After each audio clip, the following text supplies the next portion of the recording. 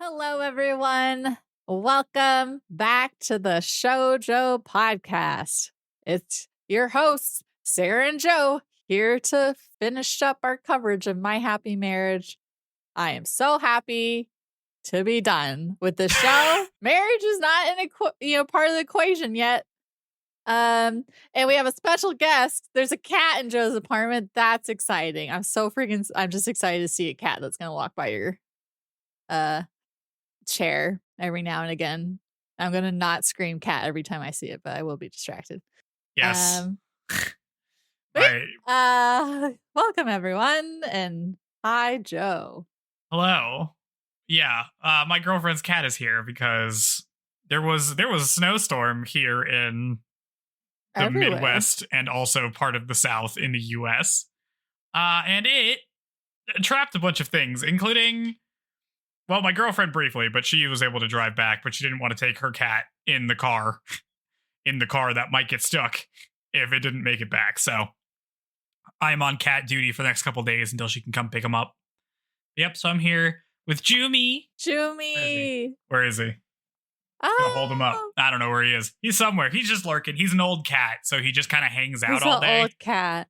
I mean, all cats should just be left to their own devices. They just do them. Yeah. He just hangs out. He's cool. He's chill. He's just doing whatever, How romantic being stuck in a snowstorm together. It almost worked out, except she forgot her work laptop, so she had to leave Monday morning. Yeah. That's the same thing that happened to me, and luckily I can do a lot of work from my phone, and then I was stuck at my parents' place, which I should have just left. I should have risked. I didn't want to spend my whole weekend there, and then I did. But my brother had a VR headset. I had a call I needed to be on, so luckily I had that. But I am so happy to be back home. It's crazy how you grow up with a family, and then once you're adult, it's like, how did I survive living with these people every single day? Yeah. It can be a lot when you go home and you're like, man, I am so not used to being around these people all the time. Yes. Yep. Well, I have a funny cat story. Oh, yes. About when we were bringing Jimmy over. So we were bringing everything over on Saturday. So the storm was supposed to hit Saturday night. Then it just kind of continued all through Sunday, where it just kind of dumped snow nonstop. And I was going to I am taking Mandarin classes. This is going to go to my first Mandarin class. The only class I can take that's like available to me is actually a Taiwanese version class. So they're going to teach all the complicated stuff, complicated character set, let me say. So I'm going to my first class, but before that, we're taking Jumi to Petco to get some vaccines. Because it's like his yearly vaccines or whatever.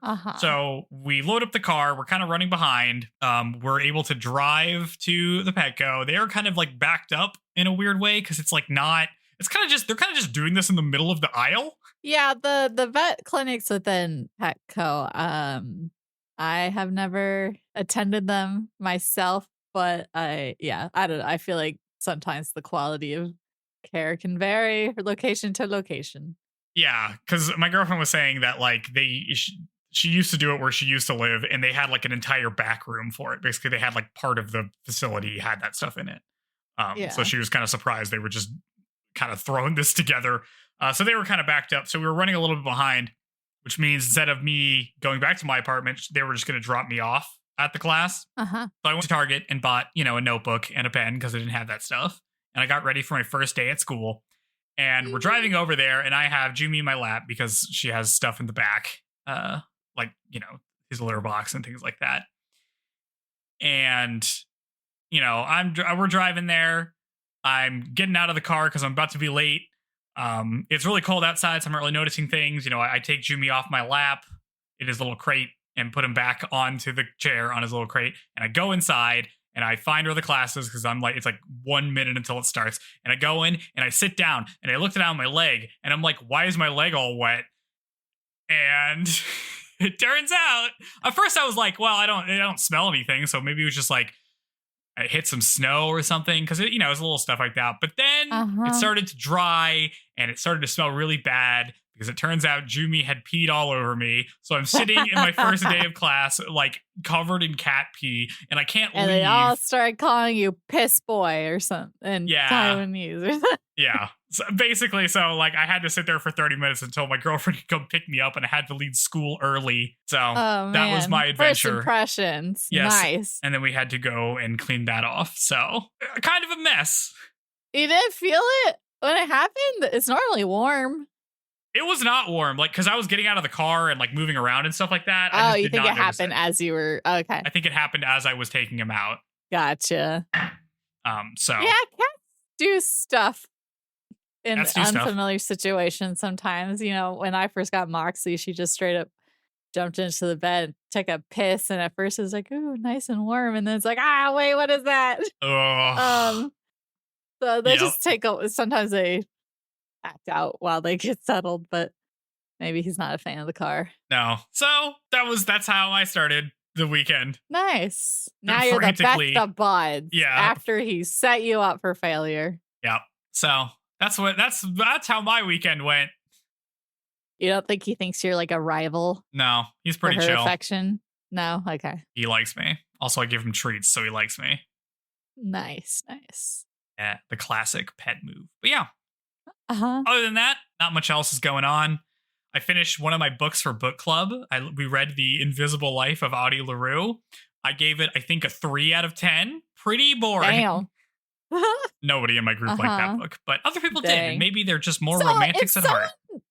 Picks it and everyone hates it. It's like, boo, how could you do this? Like, we're skipping your turn to pick next time. You failed us. I feel like all of us have picked a book that nobody liked, and usually the person who picked it liked it the least. So that's just how we're going. This book club that I'm in, that specific one, is batting pretty low. Like we're batting like an average of like a 5 or 6, which I guess is average, which is what you expect. But it's been kind of rough. The last couple ones have like averaged pretty low. Well, I mean, you can't only read good stuff. You got to read bad stuff to appreciate the good stuff, I guess. Yeah. No, we got to get the... Just like this show. You got to watch the bad stuff to appreciate the good stuff. Nope. It's fine. Nope. I don't hate it as much as I did when we started, but thought on it. Yeah. Joe's like, how could you? Listen, it's just like that, He wasn't ready for that segue. I was not ready for that segue. Sorry. I don't really have anything of note to say on my end. Nothing? Of what I've been doing. Did you get snowed stuff in? Going down at work. Yes.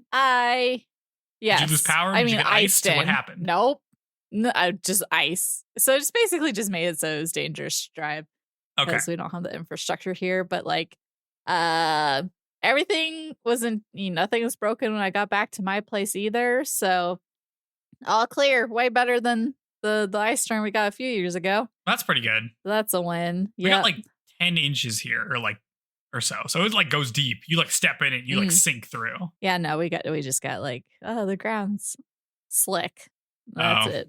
Mm-hmm. It's, kind of cold. Well, it's cold for us, but not cold compared to other, it was like the 20 degrees. I see. Which isn't that bad. Yeah. Yeah. Yeah. I haven't been doing, I don't know. You've been watching anything? How's The Survivor going? It's good. I haven't really made any progress. I did try to get my mom to watch Sense8, which is a show from Netflix that I super enjoyed watching. And I was like, that's a good show. We're all stuck together. Let's try and watch this. Which I don't know if it's by the Wachowskis. I quite enjoy it. It just has some scandalous parts, but we did watch Weapons, which I hadn't seen. Okay. And then we also watched Get Out, which I had not seen. So I watched both of those. Yeah. Yeah. I think I heard so many good things about Get Out that maybe it was overhyped to me. I was like, yeah, this is fine. Mm-hmm. It's good. That's fine. Or it wasn't super scary. But yeah, it's not super scary. And then Weapons was fine as well. I was indifferent towards Weapons. It's very long. Yeah, the Naruto run ish. It was fine. Yeah. They do kind of Naruto run.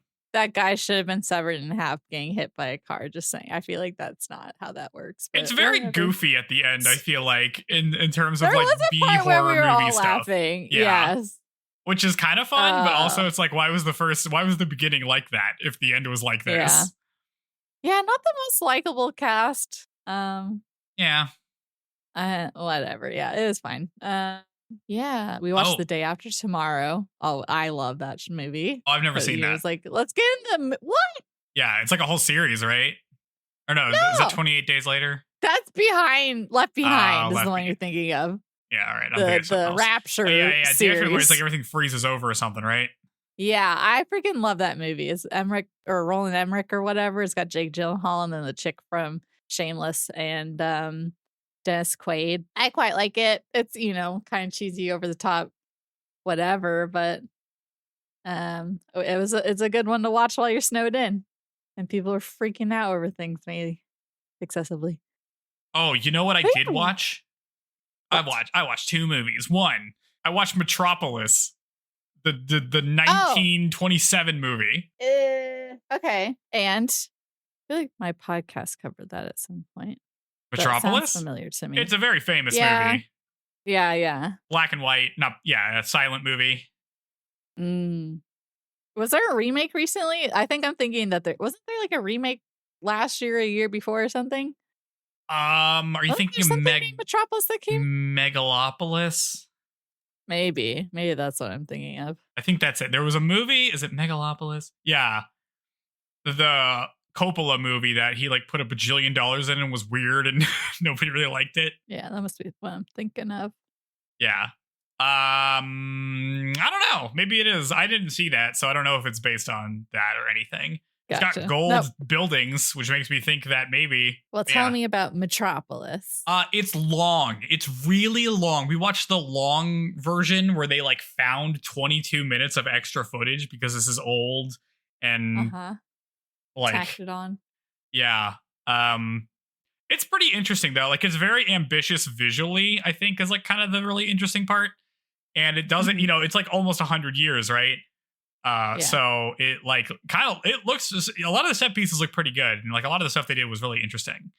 But it's very long. Toll? The movie seemed crazy back in the day when it was like studios owned everything, and you're like trapped forever in your contract. It seems like a scary time to work in Hollywood. Yeah. I don't know. It was weird. It was pretty cool. I don't like there's segments of it that are really fun. The way they like make the like working on this big bizarre machine was pretty cool. It's like early like visual sci-fi stuff, so they like set the trends for a lot of things. It's interesting to watch. Nice. But I wouldn't watch it again. What's the other one you watched? And then as part of our Disney watching, where me and my friends are watching all of the Disney animated movies in release order, we just watched Oliver and Company, which means we have reached the Disney Renaissance next, and we're watching The Little Mermaid. So we're very excited. I like Oliver and Company. That one was good. Freaking, or was it? Was it not good? I remember liking it. No, it was pretty good. I think we all liked it pretty well. A lot of them hadn't seen it before. Yeah, I don't think it was one that hit widely, but it was one I had seen. For sure. Yeah, it did well at the box office. Like it was a successful movie, but it doesn't loom large in like the Disney canon. Legacy. But I think I had it on like VHS or something because I remembered it pretty well. Yeah, anytime I see any of the cars with like the little thing, the logo like being like lifted and like a little figurine at the edge of the car, like I always think Oliver and Company, the bad guy, when they're like chasing them with the big car and the Doberman or whatever. Yeah. It's a good one. I think isn't there a famous guy who's like the voice? Yeah, so Billy Joel is Dodger, who's like the cool dog, and he also sings a song, right? Because it's Billy Joel. It's very weird to be like, I understand, like I know people always like point to the like Robin Williams celebrity casting as Genie in Aladdin as like that starting the trend of like celebrities being cast for like voice roles, even though they may not be that good at it. Yeah. But Billy Joel was Dodger, so I don't know. I'm like, this is kind of already happening, it feels like. So, I don't know. Yeah. But memorable. No, it was good. It was pretty good. A lot of like early stereotypes of the CG. dogs.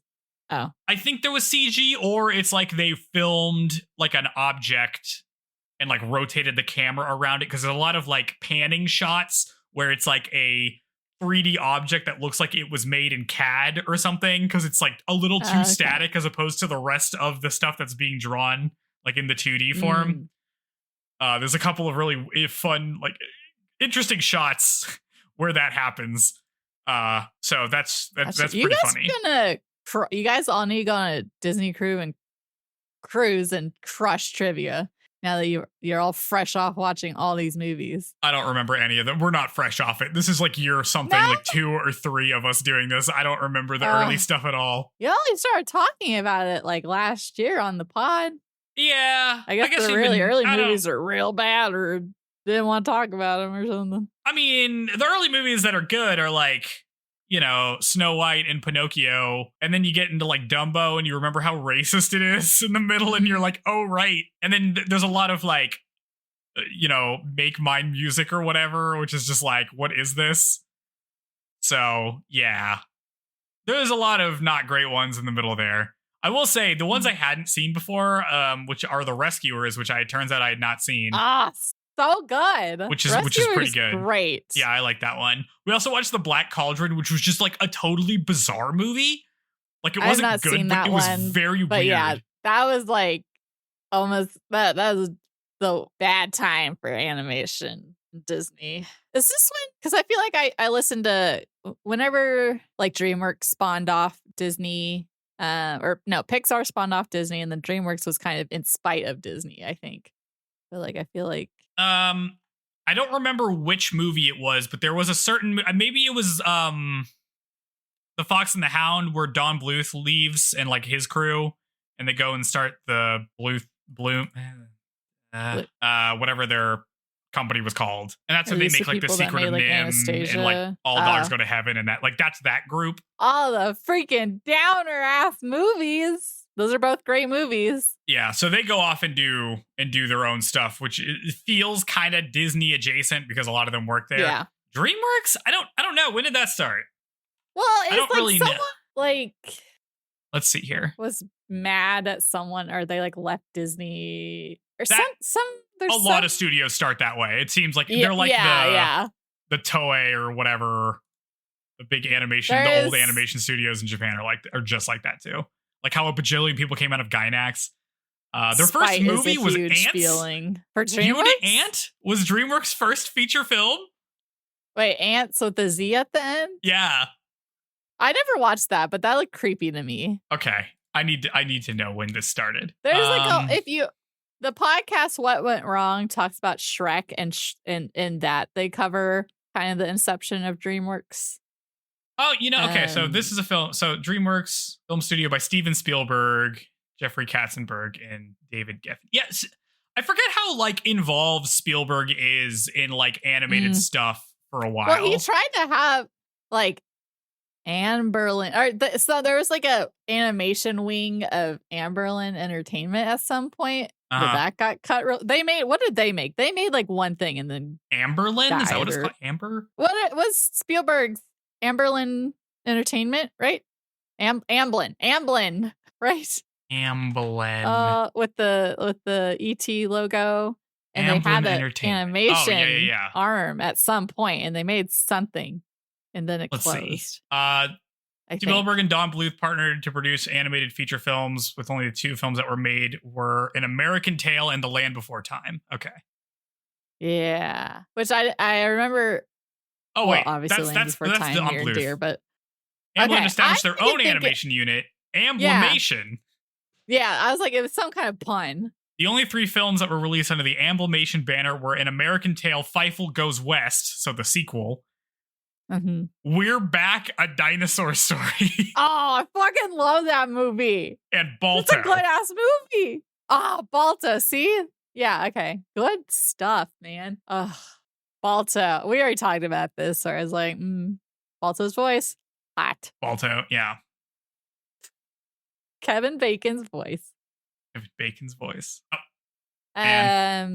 Yeah, so Yep. listener, we're not just watching animation. I also am watching Western animation. And by that I mean the biggest company Yeah. ever that has consumed everything. So Mm-hmm.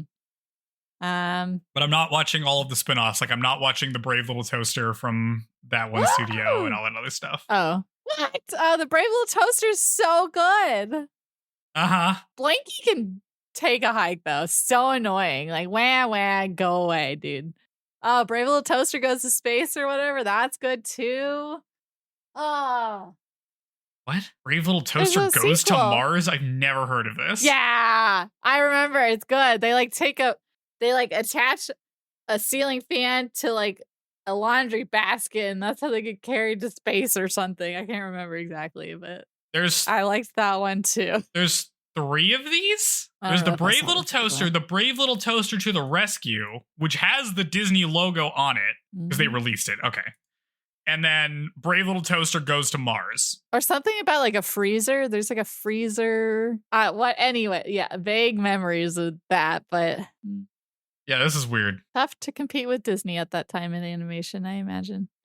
Yeah, that would be hard. It's kind of, animation is notoriously a difficult thing to kind of get into at scale. Takes a lot of money. Yeah. Mm-hmm. So no wonder it's all just spin-offs of people who left. Yeah. Well, I know all about being fueled by spite, so it makes the world go round. Yeah. Hey, it works. Interesting stuff, Yeah. For sure.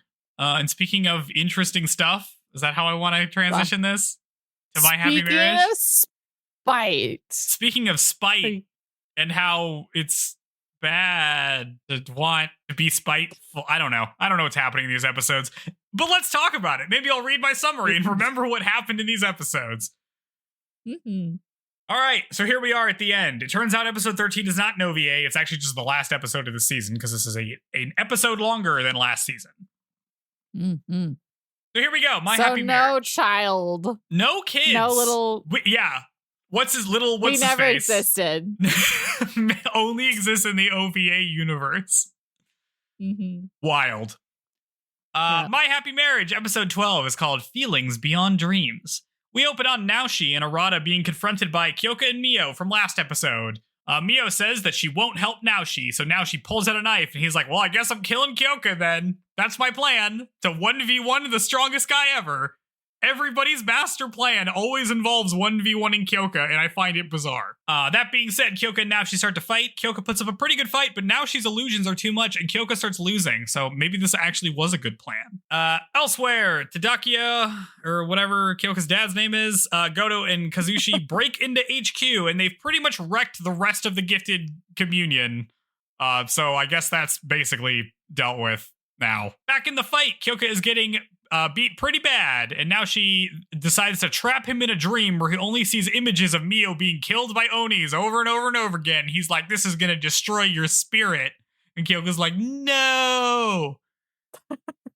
Miyo tries to intervene, but she's stopped by Arata. And then Miyo, for some reason, starts to pass out unexpectedly and gets a future vision of Naoshi and Arata killing each other. She regains her composure, but doesn't say anything about this to anyone. I guess if she's like about to pass, is that she has to be unconscious? No, she doesn't. We've seen her be conscious and use her abilities. But.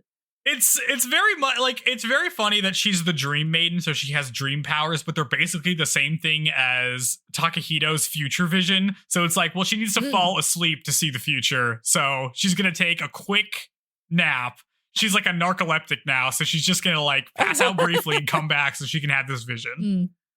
Mm-hmm. She turns her attention back to Kyoka and decides to do something, so she drags all 4 of them into the dream realm. Kyoka's nightmare is dispelled, and the 4 of them all stand in the infinite pond.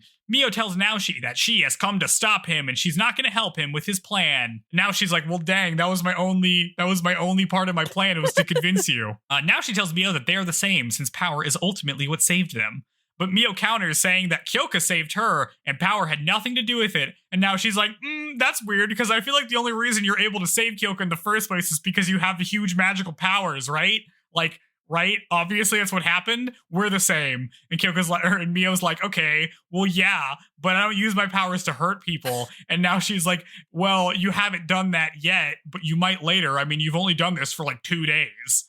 But Miyo affirms that she won't let others get caught up in her powers. She's not going to do that. Now she's like, all right, well, I'm just going to keep fighting you then. But then Miyo destroys his knife since they're in like the dream world, and it's pretty cool. Mm-hmm. She tells Naoshi that the suffering he's inflicted on others is unjustifiable. And now she's like, well, yeah, I mean, I guess I'm not trying to justify it. And anyway, that's not going to change my mind. So Miyo runs over and slaps him instead. Well, that'll do it. Miyo tells him that Sumi would not approve of what he's been doing, and she recaps their backstory and commiserates with Naoshi what it's like to lose a loved one. She's like, I also love my mom and she died. But still, you can't be like doing all this stuff, man. You can't just go around killing people because you're sad. My mom wouldn't want you to do that. You have to respect her feelings. And she begs him to stop his wicked plan. But now she isn't having it and summons some like weird black goop to attack Miyo and Kyoka. And Arata's about to shoot him, but Miyo recognizes that this is the start of the vision where they kill each other because he like shoots him at the beginning of that and like tells Arata to stop. But then Kyoka and Miyo are about to be crushed by the goop. When suddenly the ghost of Sumi shows up and dispels it. The goop. It's like weird black tendrils that are like liquid. It's not every day goop makes an appearance on the Shoujo podcast. I'm enjoying. What is this? Jose goop. I'm just kind of describing what happened in my summation. I don't know if you have opinions on it. It's very weird. I feel like I should just get through this weird fever dream of things that happen. Yeah. Go ahead. Now she tells Ghost Sumi that he will remake the world so they can both live happily. But Ghost Sumi says that he's done great harm to her family. And now she's like, well, I guess like you were the most important thing to me, but the most important thing to you was your family. But like, don't you think you were being kind of manipulated by your family? Like, marrying you off to the Sayamoris was bad. It didn't really like solve anything. And in the end, like, all the sacrificing you did for your family was like kind of a mistake, right? Like if we look at what happened objectively, I can make the future you want with Miyo's help, and then the family will be safe. To be fair, the family, her father didn't want her to do it, and she went ahead and did it on her own. So the family didn't make her. She freaking like worked around it to do it. Yeah, this was like her idea. So, yep, my guy. Don't you know? Ugh. Yeah. But Sumi's like, no, I'm not accepting that. And she's like, instead you can come with me to the afterlife, I guess? But now she's like, I'm not gonna do that either. Now she stabs himself and Miyo freaks out, but Arata's like, no, it's like Inception. He's waking himself up.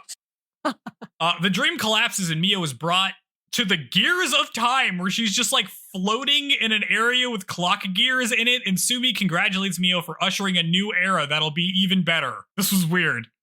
Anyway. I was going to say, we're jumping the gun a little bit on, like, congratulating. I think we don't even know what happened yet. Yeah, we're not even at the end of the conflict. Miyo wakes back up in the real world and sees a bleeding Naoshi about to attack somebody, but his powers stop all of the sudden for some reason, and Arata shoots him. Naoshi, who's gotten shot, throws a knife and stabs Arata, and they both fall down, and Miyo's like, this is just like my dream, except instead of getting stabbed in the head, he got stabbed in the side. So, Arata's fine. Miyo runs to Arata and he asks her to forgive him. A dying Naoshi is visited by the ghost of Sumi, and they both transform into kids in a vision and run into the sunlight. So I guess he did go with her in the end. Now she's dead and Arata... What? Okay, sorry. Does he get to do that if he's like, no, I'm not going to... I don't want to leave willingly, but I still get to dream of, or like, afterlife, whatever, with Sumi, even though I didn't listen to her memory and... whatever, when he gets everything she wanted, he still gets a happy ending, kind of. I guess. Sure. Why not? Anyway, now she's dead and Arata is in critical condition, but otherwise it's mission accomplished. So good work, everybody. Miyo asks Kyoka what the point of superpowers are if you can't save everyone, and Kyoka hugs her and says that she did all she could. We also learned that the Emperor was recovered. Great, good for him. We don't get to see it. We're just told this.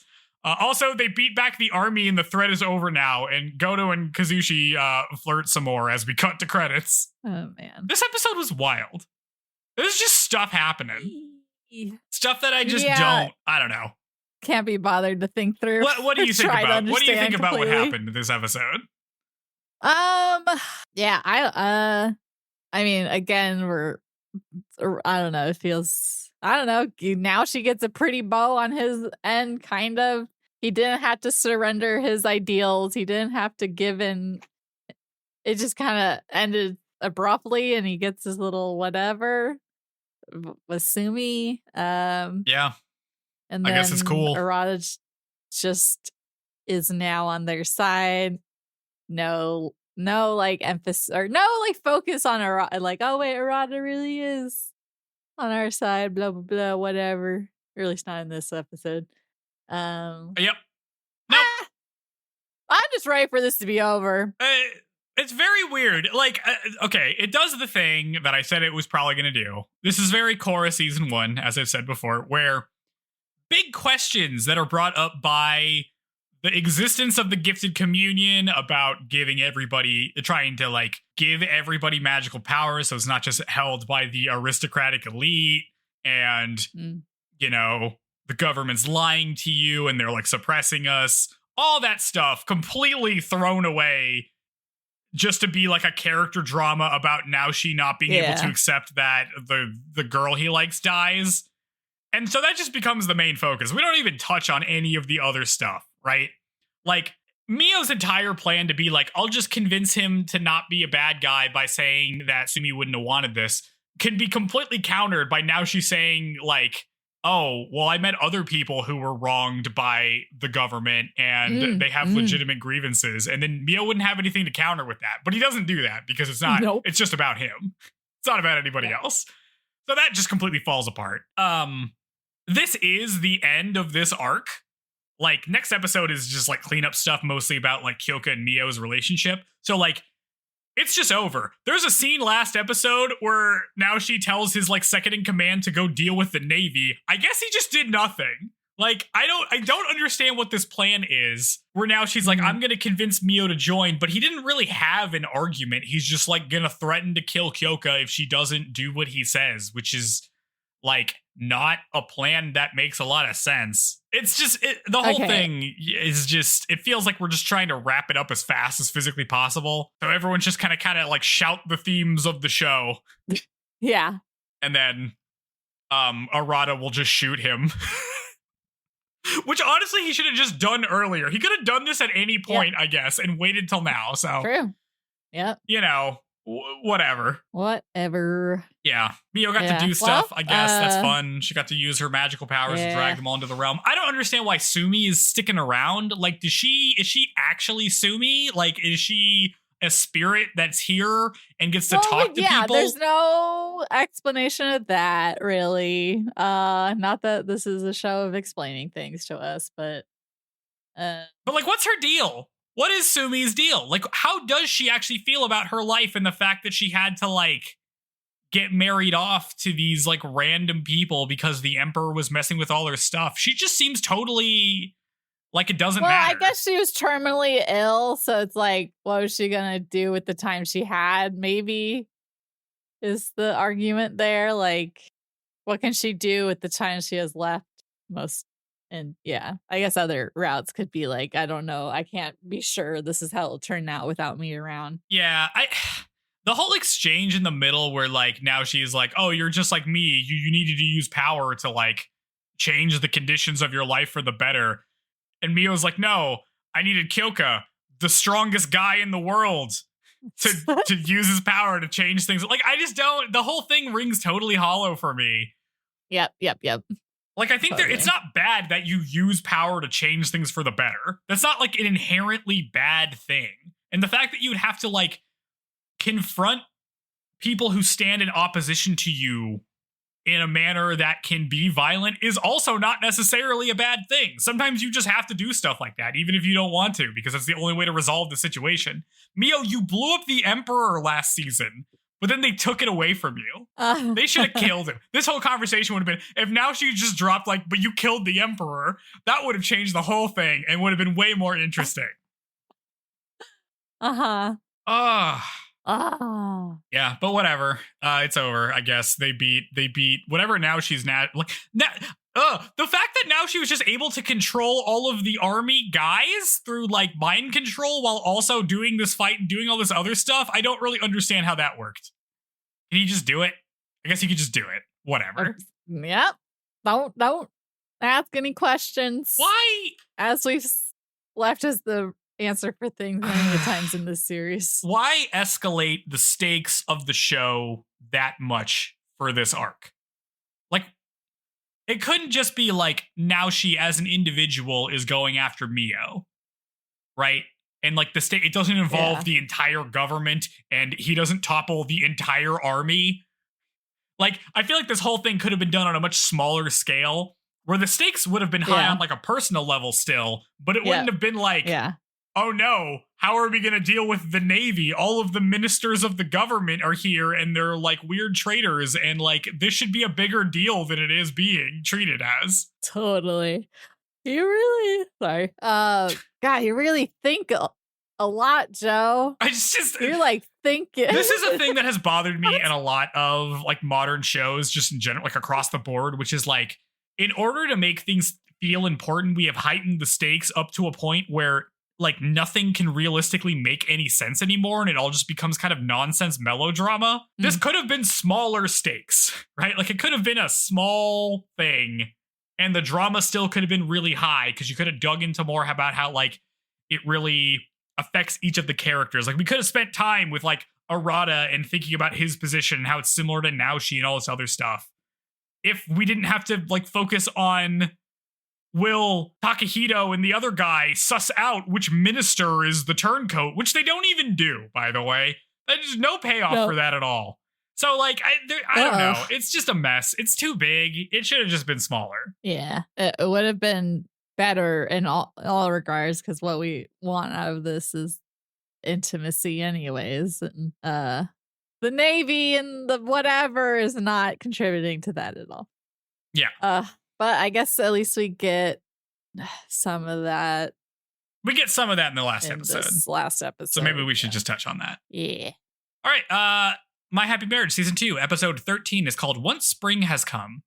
We open on Miyo and Kyoka hugging. Miyo informs us that she considers her mission failed because now she was killed instead of her changing his mind. We learn that the Gifted Communion was defeated and everything went back to normal, basically.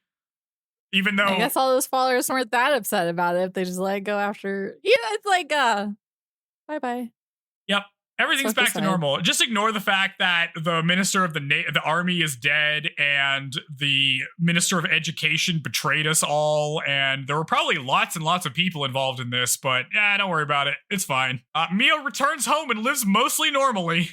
We cut to later where Kyoka is handing in his letter of resignation to General Okaito, and Kyoka recommends Goto as his successor. This kind of comes out of nowhere, I feel like. Yeah, for real. Was this his arc? For real. This must have been what Kyoka's arc was in the light novels or something. I am like, okay, whatever. This means he can focus on his wife, I guess. He's not that old. It seems rather premature. He's 27. We know this. Yeah. Or 28. Or like take a desk job or so. I don't know, dude. He's rich. He doesn't have to do anything.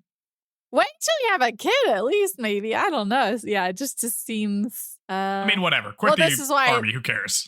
Yeah. It's not like he wanted to do it in the first place anyways. Yeah. If I had to save the Emperor twice and I didn't get, like, huge payouts, I would also be quitting. I'd be like, are you kidding me? And you couldn't even confirm if the Emperor had been saved because no one's put eyes on him. Yeah. I would be like, listen, I'm retiring. You're going to pay me $100,000 every 6 months.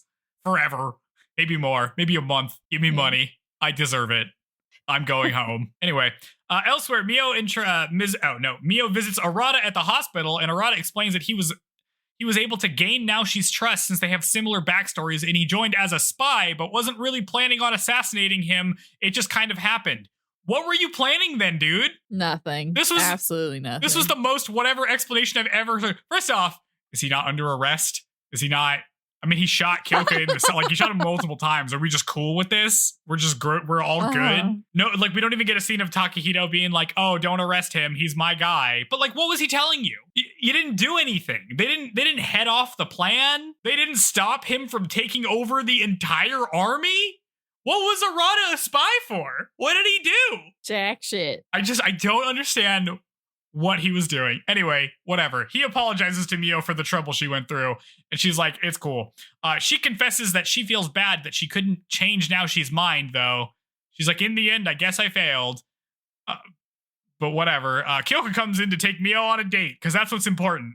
We're going on a date. Who cares about it? Forget that storyline. Not important. We're going on a date now. Yeah. We cut to Hazuki. Done. Mm-hmm. Done. I've forgotten about it. Let's do it. Okay. We cut to Hazuki and Fuyu arguing over what type of wedding dress Miyo should wear because that's what they're doing. They're going they went to the dressmaker. Miyo, Kyoka, and Yurie are also there. The dressmaker shows them a white kimono that has been passed down in the Kudo family that she has, restored. And Hazuki says that she wore that during her wedding, and now it's Miyo's turn, and Miyo starts to tear up and says that she thought all of her family heirlooms were gone when she lived with the Sayamorus because they threw them all away, but now she gets, to wear this instead, and that's great. That's nice. This is cool. This is cute. Miyu gives her a handkerchief because she starts crying in a very tsundere way, and Hazuki teases her. It's very weird to be like, this is your daughter. Well, this is the first time we're seeing them interact with each other. Yeah. Is this the last episode? Yeah. Too bad we didn't get more of them. That would have been fun. Yeah. Kyoka and Miyu get lunch, and Kyoka comments that this is where they went when they first met, or around the time they first met. And then he reminisces about how much things have changed since then. And we get a montage of them doing things together, like going to the library and going on a walk. That's fun. Yeah, that's nice. Eventually they get home and they find Takakura waiting for them. They meet with him, and he offers Miyo a position in the government under Takahito as a surveillance state agent. They're like, the Asubas are too powerful to let loose, but they're also useful. Do you want your family's old job back? And Miyo's like, I don't know. I'm going to think about it. Interesting. No, she doesn't strike me as someone with that ambition. No. She's just, she wasn't raised as a Suba. She doesn't have it drilled into her mind to center her life around the duty of a Suba. No. So, pass. We cut ahead to Kyoka and Goto at Goto's father's grave. Goto asks Kyoka if he really thinks he's ready to be commander, and Kyoka is like, yeah, you're ready for it, man. You saved the emperor, kind of. You led the guys while I was in prison. You're good now. And Goto's like, but I kind of just got owned all season 1 and 2. And he's like, don't worry about it, man. It was all cool. I didn't say that. I just added that in. But he kind of just got owned. I don't know. He gets drunk. He freaking... That's good, though. We love that. Not who I would feel like is the most suited successor, but whatever. It's fine. Not our problem. Yeah. Later, Kyoka and Miyo watch the stars together, and Kyoka tells Miyo that he's quitting his job, and Miyo's like, what? Because I guess this is the first she's hearing about it. Don't consult with her at all.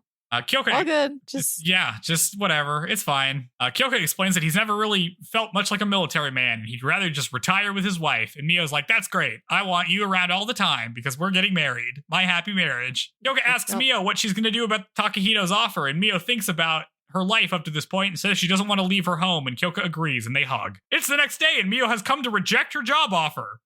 They meet with Takahito, and he thanks them for beating Naoshi. And Kyoka's like, well, it was mostly Miyo. I was kind of in jail for most of it. And then Takahito asks him to leave so they can discuss Miyo's job offer. Get out of here. See you later. Thanks for saving everybody. Get out. He's really just a punching bag. Takahito kind of sucks. He's recovered quickly. Takahito asks, I feel like Kyoka's wounds are maybe more severe. They should be. I don't know how much time has passed. Is the one in the hospital? Yeah. I guess it's been a long time. Anyway, Takahito is like, well, Miyo, what's your answer? And she says that her ability is a burden on her, and understands that she would be useful for creating a new supernatural order. But honestly, she hates conflict and doesn't want to rely on her abilities or fight anybody. I gave a whole speech about this last episode, but you weren't there.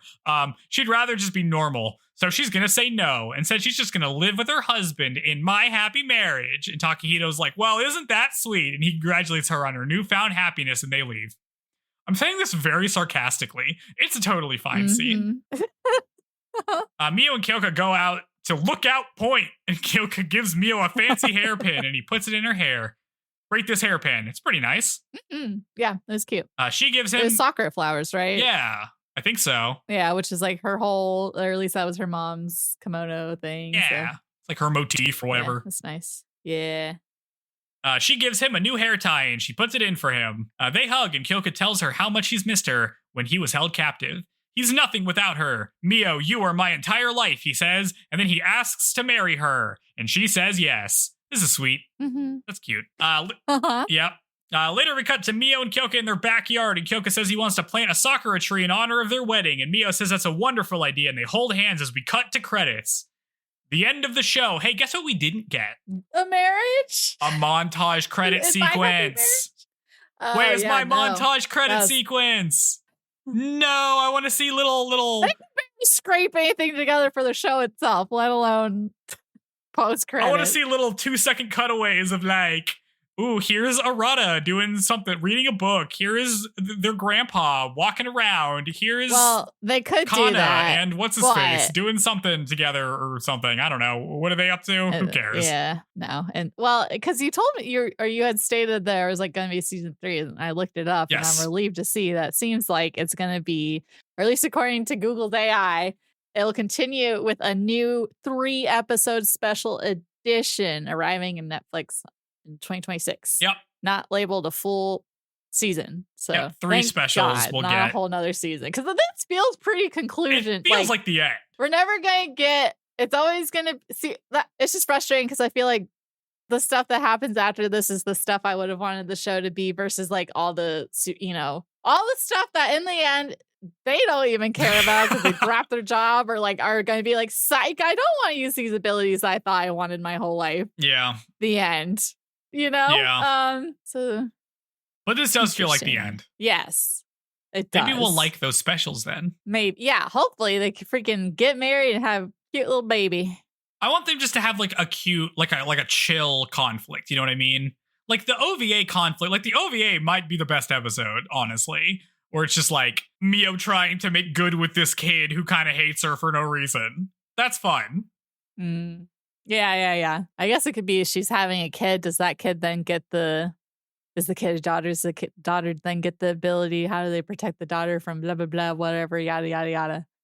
Or something. I want the special to be Miyo hosts like a big like day-long dinner party thing, but she has to, like, for some reason, whoever's going to watch all the kids is busy. So she has to like entertain all these kids, but she doesn't know how to deal with kids. And it's all just like whatever. And then Kyoka's little Shikigami can make another appearance to help her deal with the kids. Yeah. And they're like running around and stuff. And maybe like Kyoka gets his head stuck in like a fence or something. Like that's his conflict. Something goofy. Like I want something more cartoony from them or something. Like fun. No, never. That's never what we're going to get. And shows their personality a little bit more. This is not a fun show. I feel like that's a true statement. She didn't tell a joke or get drunk. No. We failed. Yep. She didn't even get to blow up the Emperor. I can't believe they took that away from me still. That's the worst thing that happened. Big upset. Now it's over. I know I was real sour on it. Season 1. Season 2 really was just like, for me at least, is like, this is better than season 1. But I'm relieved our coverage of it is over. So I'm excited to cover something with a bit more pep in its step. I don't know anything about Prince. What's the full name? Revolutionary Girl Utena is our next show. So get excited, everybody. Because this is a show I'm freaking stoked. I have seen and Sarah hasn't. Yeah. So it's like a reverse. It's a shoujo reversal. Yes. I guess My Happy Marriage is the first one where neither of us had seen anything about it. At least with The Sign of Affection, I had read the manga quite a bit, and so that was a risk we took. But yeah, I guess we can start talking about where this lines up with what we've covered previously with our rankings now that we have watched it in its entirety. So we want to pull up those for anyone. If this is your first season of shoujo that you're listening along to, with each series, and we like to do rankings in certain categories, and now we're gonna see how My Happy Marriage stacks up against our other 6 series that we've covered up to this point. Yep, we're gonna go through our rankings, which we ranked this one previously. But we didn't actually say it. We haven't ever ranked it on air. We didn't do all categories because there's like, oh, we still got a whole nother season. Yes. So, for the first time that you all are hearing, we know each other's stuff, which we've known for a while. You're getting our new ranking, starting with overall show. How do we want to do this? Bottom up? Sure. We never decide. Bottom up. Bottom up. Well, I like if we do both of our, where we go through each tier. You say yours, I say mine, and then we move on to the next one rather than just listing all of them together. Okay. I guess it's maybe faster that way. What do you think? Yeah. I don't think we need to explain all of the ones we've seen before. I think we should only explain the ones, the new ones. Just the one. Or if something moved. Yep. Yes. So we can talk about our bottom of the barrel. Out of our 7 shows now, we've watched 7 whole shows. It's pretty good. Mm-hmm. My number 7 is Chihaya Furu. Still sticking to the bottom. And my bottom one is this one. If you guys can guess from how much I was just hate her all the way through. on it at the beginning. All the way through. Yes. My Happy Marriage. You were kind of intense about it at the beginning, about how much you hated it. It was fine at the beginning. Yeah, I've mellowed out a bit, but it was. I just really did not like it at the beginning. Yeah. Number 6 for me is My Happy Marriage. So yeah, it was also living pretty low. Shouldn't have escalated the stakes. Escalating the stakes is always a mistake, almost every time, unless you really got it planned out. You know what I mean? Season 1 was pretty solid, actually, because it was like just contained enough. Season 2 tried to do too much, ended up doing very little. Sorry. True. Mine's Angelic Layer. Yep. And then we could just rocket through the rest of it, because mine's in the same order as last time. Yep. Number 5 for me is Kimi ni Todoke. And for me, it's Skip Beat. Number 4 is A Sign of Affection. For both of us. There you go.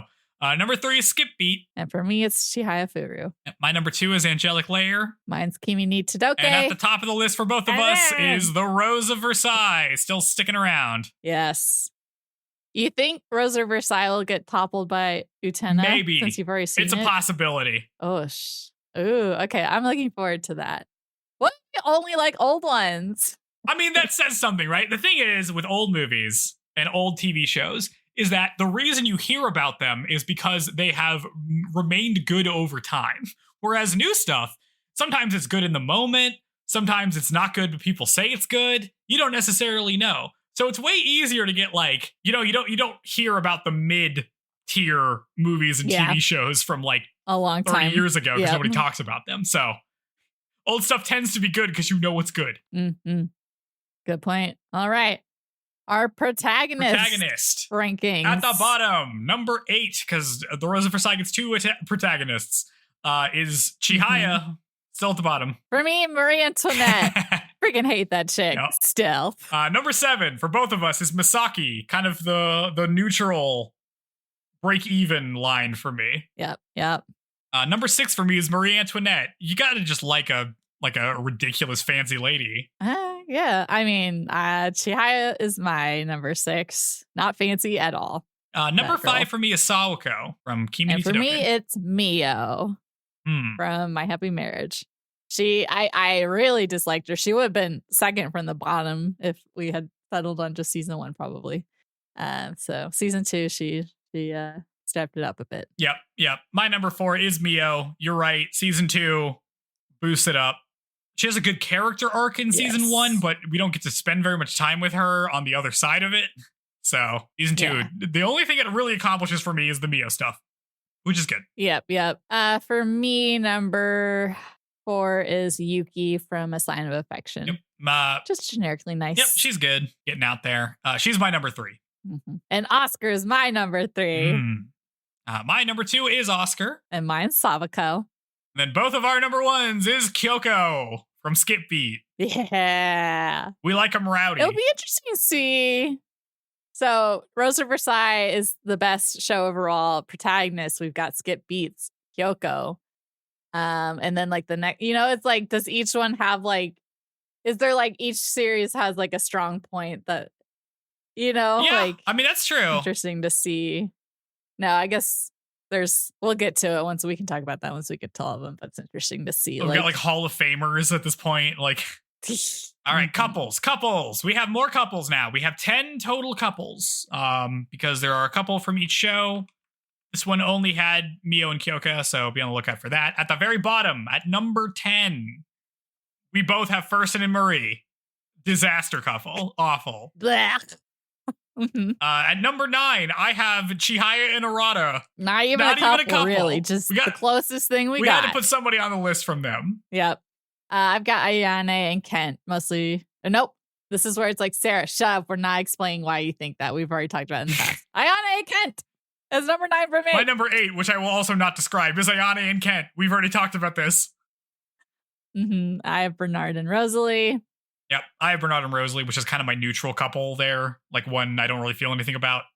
I've got Chihaya and Arata there. Number 7, yep. Number 6, I have Kyoka and... No, I have Kyoya and Rin. Who are they? They're from A Sign of Affection. They're from A Sign of Affection. Okay, right. We have like... Some of our shows, we have multiple couples, and some of them, we only have one. We don't even have a couple from Skip Beat on this. We don't, because we never got there. That's the problem with Skip Beat, is we never cashed in. We did it with Chihaya either. Yeah, that's true. We might have to rethink this couple's ranking at some point. Kyoya and Rin's also yours. Number 5 is Miyo and Kyoka. For both of us. Yeah.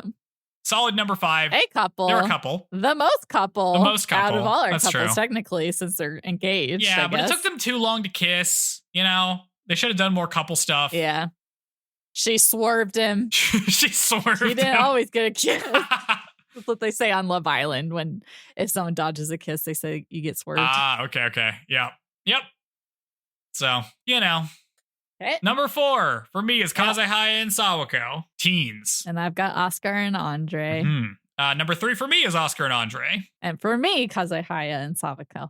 Number 2 for both of us is Chizu and Ryu. And then number 1 is Itsuomi and Yuki. Yuki. Maybe the most official couple. I mean, they're not as... The best, like fulfilling, like not dumb miscommunication stuff couple we've got.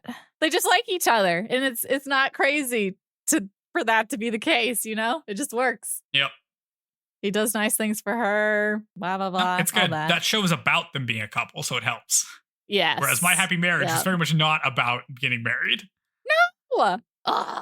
Maybe for this next one we can just run through individually. At the bottom of side characters, this is side characters. So we pick one side character from each show that we liked the best. We both have Godo at the bottom. Yep.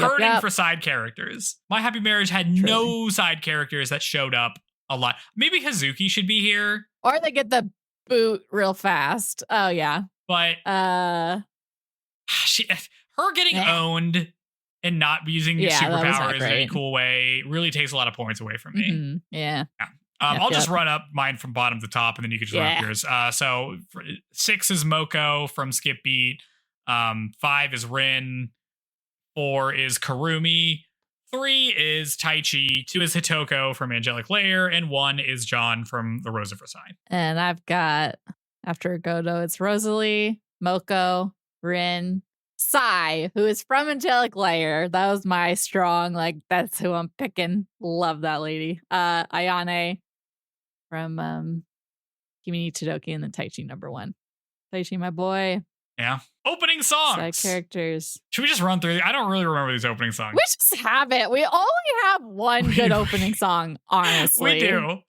They're all meh, except for... All right, at the top, we have The Rose of Versailles for a good opening song, and then everything else is whatever. Who cares? What? Yep. When we have another notable opening song, we'll rank it. Yeah. Let's get to the real ranking. The mom ranking. The real where one. We rank the main characters' moms. And where everyone's mom, except the only time someone's mom... Well, I guess we could be putting Sumi. Sumi is like... Oh, yeah, we have her name. We do. We just have Miyo's mom because we didn't... Yeah. Because mostly they're not really a character except for Angelic Layer and My Happy Marriage. Yep. But all right, worst moms. Not number 7. I have Kyoko's mom from Skip Beat, who we do not meet, but we only hear terrible things about. Got Shoko. Freaking hate that lady from Angelic Layer. My number 6 is Shoko. Pretty bad still. Yeah. And then my number 6 is Kyoko's mom. And then we agree on number 5, which is Yuki's mom. Learn sign language. The mother and the daughter. Yeah, who's deaf and you don't learn sign language. That sucks. Number 4, we have Oscar's mom, kind of the blank slate one who is just kind of chill but doesn't do anything. Nope. Yeah. Number 3, I have Sumi, who is good. Dropped. I don't really know what's going on, what her deal is. I think you should have overthrown the Emperor. I think you and Naoshi should have teamed up and broke the bonds that destroyed your whole life and not set up your daughter to be like miserable if she didn't happen to marry the strongest guy in the world who fell in love with her. I don't think you should count on that, Sumi. Yeah, that's true. You don't know that was going to happen. It was going to happen to her. Just forever suck it up. Yeah, good point. I've got Chihaya's mom as number 3. My number 2 is Chihaya's mom. She was nice. Yeah. I've got Sumi there. Yep. And then the number one mom is Sawako's mom, who's also nice and kind of cool and makes jokes. Mm-hmm. Yes. Yay. So Kimi ni Todoke has the best mom. Rosa Versailles has the best opening and is the best overall. And then we've got freaking A Sign of Affection has the best couple, and then Skip Beat has the best protagonist. So Angelic Layer, I mean, if we look at this, Angelic Layer weaker, My Happy Marriage weaker. Neither one of those have anything in the top. Yeah, well, Chihaya Furu, I would say they have Taichi. I think Taichi is a side character because he's your number 1 and my number 3. So I feel like that averages out pretty high. Yes. Yeah, Taichi. Although, yeah. They can, so take reign. Angelic Layer, I mean, I guess side characters. I have Itoko 2 and you have Sai 3. That's probably pretty good. Mm-hmm. What doesn't have anything? My Happy Marriage. Yeah. That's a bummer. It's just kind of at its best middle of the lowest showing overall, I guess. Yeah. Mm-hmm. Yep. But at least it was short, and we went through it, and there were parts of it that were good. It's a genuinely nice looking show, is the thing. Like the scenes you watch, and like there are sequences that are really beautiful to look at and very nice. I think season 2 Eye Catch in particular is really cool. I'm kind of like, I should make that my desktop background. Those are so great. Yeah, those are really nice. I've been like, I should get into bird watching. Even. I'm like, I like all these little birds. So, I honestly, it feels like there's a problem with newer shows. I feel like where they're just so heavily compressed into like 12 or 13 episodes. Yeah. And it just kind of washes the whole thing out. And because they're adapting everything and they're trying to stay faithful to that, they end up doing all the stuff that like probably had more time to breathe in the source material. So I don't know. Yeah. The landscape is bad. They should just let shows have more episodes. If there's a good thing about My Happy Marriage, I think, covering a newer show, we at least saw some more chatter from some new listeners. So that's been nice. The source material, I guess, is good enough that people are finding us and commenting, providing more information about that. So, and it's getting a little third release of some content. So people, hopefully just the fact that this show, which is just kind of subpar compared to older ones, is getting extra content means that there's like a desire for more shoujo-esque shows in the future. So yeah, that's it. That's freaking My Happy Marriage. Yep. On to the next thing next week, which is Revolutionary Girl Utena, the TV series. You can watch that on YouTube. Under Nozomi's dub or sub official account. And you can change the settings. It'll be one playlist that says Revolutionary Girl Utena. It'll say sub in the name of the episode, but you can go to settings and change the audio track to English if you want the dub. You can also change, you can keep the, annotations, I think what they call it. It's the closed captions. So you should be able to watch that no problem. I think everybody should be able to watch that. Yeah.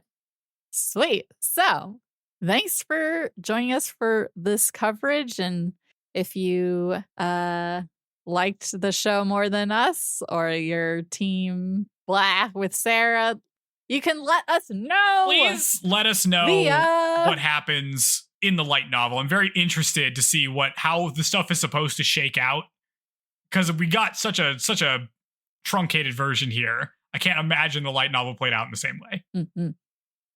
Yes, which you can do in our YouTube comments or on Spotify comments or DM us on socials, primarily Instagram, or even in a Apple Podcast review, where we also appreciate a nice rating so that other people like you can find us. Yeah.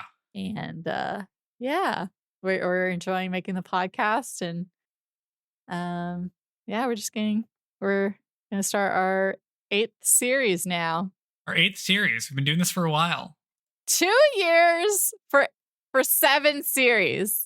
Chihaya was really long, I guess, and then Rosa Versailles was a bit long, but I guess Chihaya is really what killed us. That one was super long. We broke that one up, but it's pretty long. But I mean, we it's important for us to get used to that kind of thing because a lot of the shows we're interested in covering are pretty long, especially because we like the older ones. The problem is that we like old shows, and old shows ran for maybe a little too long in some cases. Yes. The era of fillers.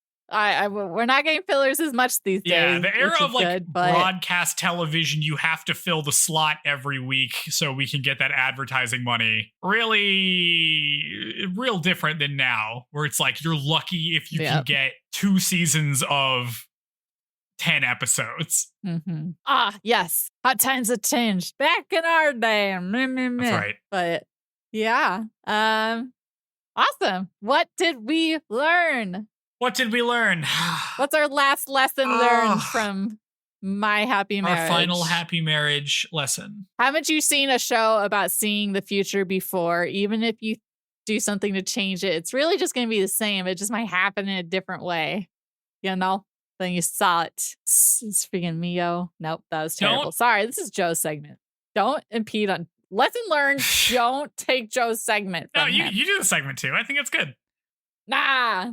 I'm gonna say take some initiative when picking your like aesthetic motifs. You know what I mean? Like Miyo is saying that she's gonna be Sakura's. That's pretty good. Kyoko kind of got stuck with hair ties. You know, he's just like the hair tie guy. He's got to take a. You know what would be better than a hair tie is like a little like cling for a sword hilt or something. You know, like a little sword accessory. Oh, okay. That'd be cool. Yeah, that would be cool. Something, you know? Flare. Yeah. Yeah. I don't know. I don't have anything better than that. Like, don't back down ever, and you'll still get to go to the afterlife with your girlfriend, I guess. Yes, that's right. Stand your ground. I don't like how this show treats. Okay, this is just upsetting me. I'm gonna blame Demon Slayer for this, even though it's probably not its fault. I don't think people understand, like, what redemption means or what like coming to terms with things. You have to learn about the sad story of demons. Because the way these things keep operating is like, oh, I learned your tragic backstory and I'm gonna stop you, but I'm gonna say, gee, you sure had a tragic backstory. I sure hope in your next life something good happens to you, and then they die. That's how we're resolving stuff. But like, you can do actual redemption. You can have them like come to a realization of what they've done is wrong, and then they can take an actual effort to make things better. That's how redemption works, is you try to redeem yourself by improving, by making up for the mistakes that you did and trying to improve the lives of other people. We can do that. It's possible. You don't have to just kill them off at the end and be like, I hope they find peace in the afterlife. That's lame. We don't have to do that. Yeah, for real. But I guess what we learned is never back down. Just go down with the ship. It's fine. Whatever. You don't have to deal with the Navy. It doesn't matter. Nope. Yeah. On that note, it doesn't matter. We'll catch you guys next week. Disclaimer. I am having to shift my editing software, so who knows what this is going to sound like next time. Hopefully not terrible, but brace for a slight change. All right. Ominous future. Just in time for the new show. Very fun. Yeah. Get hype, everybody. I'm hype. All right. I feel like I have been very like quiet and like less excited about this show, so I'm excited for something new. Yeah. Sorry, Joe's mom. All right. But yeah. See you guys next